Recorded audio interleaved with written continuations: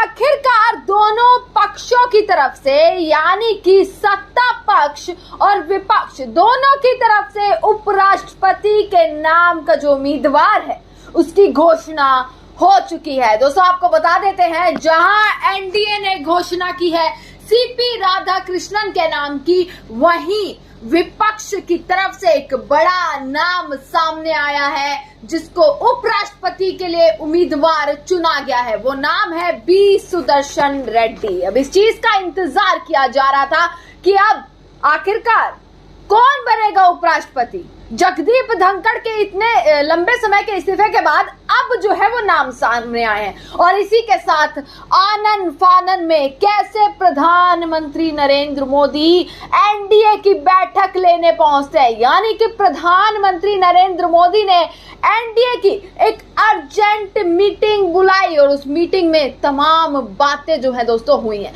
आपको पता ही होगा, एक तरफ राहुल गांधी यात्रा पर निकले हुए हैं। राहुल गांधी ने चुनाव आयोग से लेकर सत्ता पक्ष के तमाम नेताओं को इसको पूरी सरकार को कटघरे में लाकर खड़ा कर रखा है। इंडिया की मीटिंग लगातार जारी है। एक तरफ इंडिया पूरी रणनीति बना रहा है, महाभियोग लाने की बात कर रहा है कि इंडिया की विपक्ष की ऐसी तैयारी है कि महाभियोग लाया जा सकता है और अगर ऐसा हुआ तो फिर क्या होगा? क्या ज्ञानेश कुमार इस्तीफा दे देंगे? क्या नरेंद्र मोदी की कुर्सी पर भी खतरा मंडराता नजर आ रहा है? आपको बता देते हैं, नरेंद्र मोदी ने एनडीए की मीटिंग ली और मीटिंग का सबसे मेन पर्पस था कि सीपी राधाकृष्णन के साथ मुलाकात करके उनका सबके साथ परिचय कराना और परिचय कराया भी गया। वहीं आज मल्लिकार्जुन खड़गे ने किस तरीके से विपक्ष की तरफ से बी सुदर्शन रेड्डी को घोषित किया है, क्या उपराष्ट्रपति के उम्मीदवार के नाम के लिए जो है वो घोषणा उन्होंने की है। अब कौन है सीपी राधाकृष्णन, कौन है बी सुदर्शन रेड्डी, ये सारी चीजें आपको मैं आज इस वीडियो में बताने वाली हूं। पर उससे पहले नरेंद्र मोदी ने क्या कहा, हर किसी की नजर इस चीज पर रहती है कि वोट चोरी, गद्दी छोड़, वोट चोरी, ये तमाम आरोप और तमाम टैगलाइन सब विपक्ष के साथ साथ पूरे देश भर में इस्तेमाल की जा रही है। यानी कि आम जनता की तरफ से भी वोट चोर, गद्दी छोड़ का नारा अब सबसे ज्यादा ट्रेंड पकड़ता दिख रहा है और इसी के साथ सबकी नजर इस चीज पर रहती है कि चुनाव आयोग ने तो प्रेस कॉन्फ्रेंस कर दी। हालांकि वो प्रेस कॉन्फ्रेंस सिर्फ एक फॉर्मेलिटी जो है वो चुनाव आयोग ने निभाई, जो ये सोच रहे थे कि हमारी प्रेस कॉन्फ्रेंस से शायद कुछ मामला ठंडा हो जाएगा। पर हुआ क्या? हुआ उसके विपरीत गर्मा गर्म माहौल बनता हुआ पूरे देश भर में नजर आ रहा है। बिहार में राहुल गांधी की वोट अधिकार यात्रा चल रही है जिससे बिहार की राजनीति में उछाल आया हुआ है। बिहार की राजनीति पूरे तरीके से पलट सकती है और सबकी नजर इस चीज पर कि भाई नरेंद्र मोदी इस देश के प्रधानमंत्री कुछ बोले, बुराई ही कर दे पर कुछ तो बोले। नरेंद्र मोदी आखिरकार इतने सारे आरोपों को लिए बैठे हैं पर कुछ बोल नहीं रहे हैं। इस चीज का इंतजार लगातार किया जा रहा है। हालांकि एनडीए की मीटिंग हुई और उस मीटिंग में क्या क्या चीजें हुई हैं वो मैं आपको यहाँ पर सारी चीजें बता देती हूँ। सबसे पहले एनडीए संसदीय दल की बैठक में सीपी राधाकृष्णन का नाम पेश किया गया।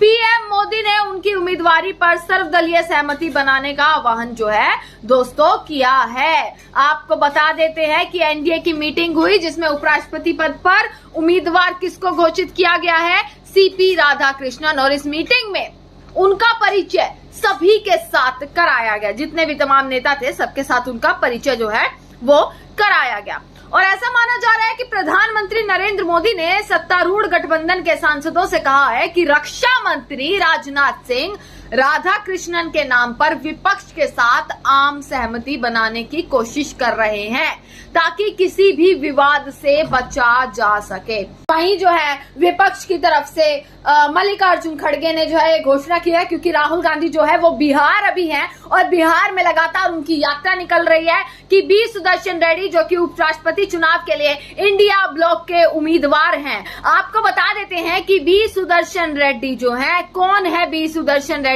सुप्रीम कोर्ट के पूर्व जज हैं बी सुदर्शन रेड्डी, जिनको विपक्ष ने चुना है किसके सामने? सीपी राधा कृष्णन के सामने। सीपी राधा कृष्णन जो है 2024 से महाराष्ट्र के 24वें और वर्तमान राज्यपाल हैं, भारतीय जनता पार्टी यानी कि बीजेपी के सदस्य हैं और कोयंबटूर से 2 बार लोकसभा सांसद चुने गए थे। इसके अलावा वे तमिलनाडु में भारतीय जनता पार्टी के पूर्व प्रदेश अध्यक्ष भी रह चुके हैं।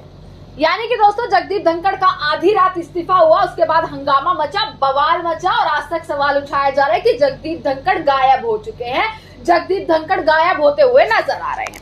वहीं दूसरी तरफ अब 2 नाम आए हैं सामने और 2 नामों पर ऐसी भिड़ंत और ऐसा हो कि आखिरकार किसकी जीत होगी, इंडिया लोग या फिर एनडीए।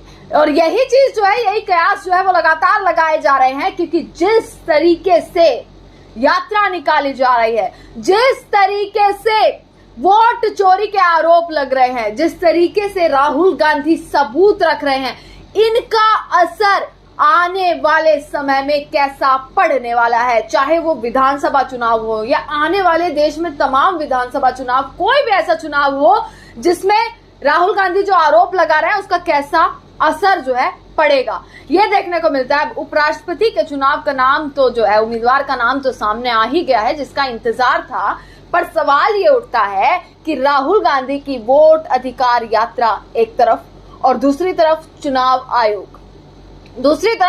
आयोग की प्रेस कॉन्फ्रेंस, जिस पर तमाम सवाल खड़े किए जा रहे हैं कि आखिरकार चुनाव आयोग और सबसे मेन ज्ञानेश कुमार, आपको बता देते हैं, ज्ञानेश कुमार के आवास पर भी कांग्रेस के कार्यकर्ताओं ने प्रदर्शन किया और पूरा घेराव करने की कोशिश की गई। तस्वीरें सामने आई कि पुलिस के साथ जो है वो कार्यकर्ताओं की कैसी जो है भिड़ंत हुई है। दोस्तों ये सामने तस्वीर आ रही है, वहीं राहुल गांधी की तस्वीरें जो है वो बिहार से सामने आ रही हैं। संसद से तस्वीर सामने आ रही है कि किस तरीके से संसद में बवाल मचा हुआ है केवल एसआईआर को लेकर, कि एसआईआर और वोट चोरी के मुद्दे पर नरेंद्र मोदी कुछ कहें, अमित शाह कुछ कहें, या फिर चुनाव आयोग इधर उधर की बात ना करके वाकई में वो सबूत पेश करे जिस पर सवाल राहुल गांधी ने उठाए थे। जो सबूत राहुल गांधी ने महादेवपुरा सीट के 1 लाख वोटों पर दिए, प्रधानमंत्री कैसे 25 सीटों पर घपला करके पीएम की कुर्सी पर बैठे हैं, ये सवालों के जवाब चुनाव आयोग दे और इसकी उम्मीद लगातार की भी जा रही है। पर क्या वाकई चुनाव आयोग जवाब देगा?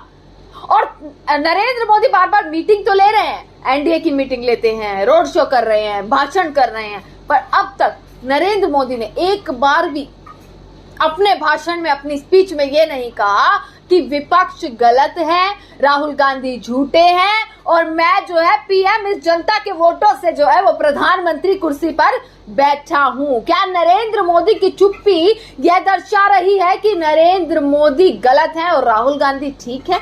क्या नरेंद्र मोदी की चुप्पी ये दर्शा रही है कि वाकई में वोट चोरी हुई है? ये तमाम सवाल लगातार खड़े किए जा रहे हैं, पर अभी खेल शुरू हुआ है। अभी केवल 3 दिन यात्रा को हुए हैं, 7 दिन का अल्टीमेटम मिला हुआ है राहुल गांधी को। अब 7 दिन पूरे होकर चुनाव आयोग क्या एक्शन लेगा और राहुल गांधी क्या जवाब देंगे, ये देखना बाकी रहेगा। इसी के साथ तमाम खबरें आप तक पहुंचाते रहेंगे। देखते रहेगा सजग भारत। आपका बहुत बहुत शुक्रिया।